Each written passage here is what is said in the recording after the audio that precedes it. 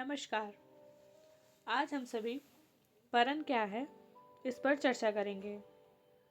परन के कितने प्रकार हैं इस पर भी थोड़ा थोड़ा नज़र डालेंगे। सर्वप्रथम परन क्या है। वास्तव में परन पखावज की विशेष वादन सामग्री है।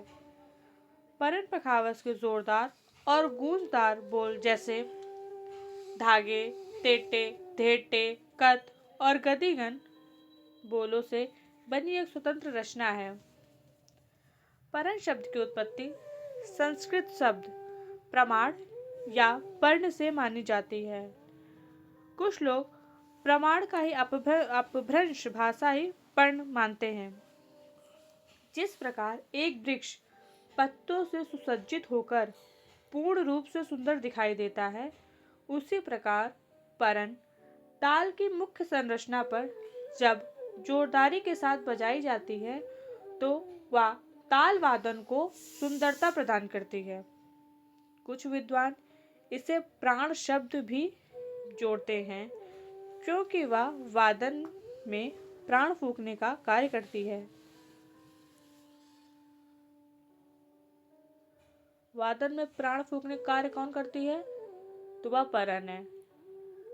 परन की प्रकृति गंभीर और ओजस्वी होती है। इसे बजाते समय उत्साह झलकता है, इसलिए इसे अक्सर वीर रस प्रधान रचना माना जाता है। परन आमतौर पर मुखड़ा या टुकड़े से लंबी होती है या अक्सर 2, 4 या उससे अधिक आवर्तनों में होती है। परन का अंत एक जोरदार तिहाई के साथ होता है। परन के बोल दोहराते हुए चलते हैं, जैसे धागे तेटे तागे तेटे धागे तेटे तागे तेटे क्रधा तेटे धागे तेटे क्रधा तेटे धागे तेटे। हम यहाँ पे धागे तेटे तागे तेटे 2 बार इस्तेमाल कर रहे हैं और क्रधा तेटे को भी वैसे ही एक के बाद एक दोहरा के ही प्रयोग कर रहे हैं। इसलिए हमें साफ पता चलता है कि परन के बोल दोहराव के साथ चलते हैं। परन में लयकारी का बहुत महत्व है। इसे अक्सर दुगुन, चौगुन या अठगुन जैसी लयों में बजाया जाता है। पखावज वादन में परन में आड़ या कुआड़ लय का प्रयोग सुंदरता बढ़ाने के लिए किया जाता है। परन का प्रयोग कथक नृत्य में अनिवार्य रूप से होता है। नर्तन इन भारी बोलों पर तत्कार लेकर अपनी कला का प्रदर्शन करते हैं। तबला वादन में परन कई प्रकार के हैं, जिन्हें उनके बोलों की बनावट, विषय वस्तु और वादन शैली के आधार पर वर्गीकृत किया जाता है, जैसे जाति परन, बोल परन, स्तुति परन, चक्करदार परन, गत परन, एक हत्ती परन, साथ परन, उत्सव परन, घुंघरू परन इत्यादि। जाति परन वह परन होती है जिनमें जो जाति के छंदों पर आधारित होती हैं, जैसे तिस्र और चतुस्र।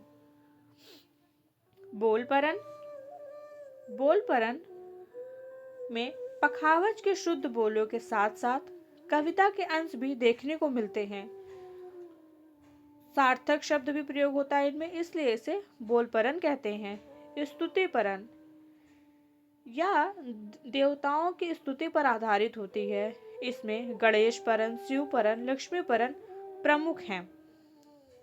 चक्करदार परन जब किसी परन को 3 बार दोहराकर सम पर समाप्त किया जाता है तो उसे चक्करदार परन कहते हैं। गत परन जिसमें गत विशेष प्रकार की बंदिश है तबले पे, उसके अंश उस गत शैली का मिश्रण हमें जिस परन में देखने को मिलता है उसे हम गत परन कहते हैं। एक हत्थी परन जिस परन में दोनों हाथ का प्रयोग न करके केवल एक हाथ से वादन किया जाता है उसे एक हत्थी परन कहते हैं। सात परन यह अक्सर संगत के दौरान बजाई जाने वाली परन होती है।